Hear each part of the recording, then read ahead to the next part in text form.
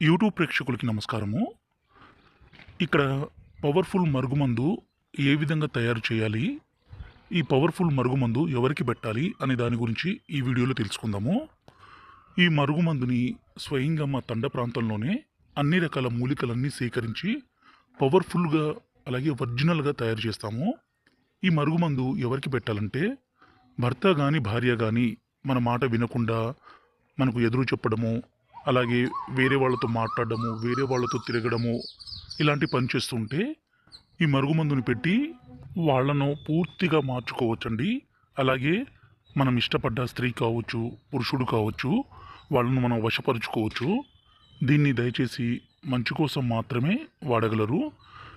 ఈ మరుగుమందుని స్వయంగా మా తండ ప్రాంతంలోనే 2 రకాలుగా తయారు చేస్తాము. ఒకటి పసరండి, అంటే లిక్విడు. దీన్ని మనం బట్టలకి, చెప్పులకి, తలకి, శరీర భాగాలకి పుయ్యడం కోసము. రెండో రకం వచ్చేసి పౌడరు. ఈ పౌడర్ని మనం తాగే దాంట్లో, అంటే అన్నంలో కానీ, కర్రీస్లో కానీ, జ్యూస్లో కానీ, కూల్ డ్రింక్స్లో కానీ, స్వీట్లో కానీ పెట్టొచ్చు.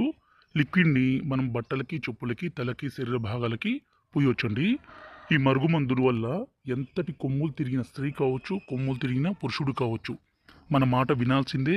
మనం ఏది చెప్తే అది వినే విధంగా మారాల్సిందే. ప్రాణాలు పోవాలి తప్ప మనల్ని మాత్రం విడిచిపోరు, మర్చిపోరండి.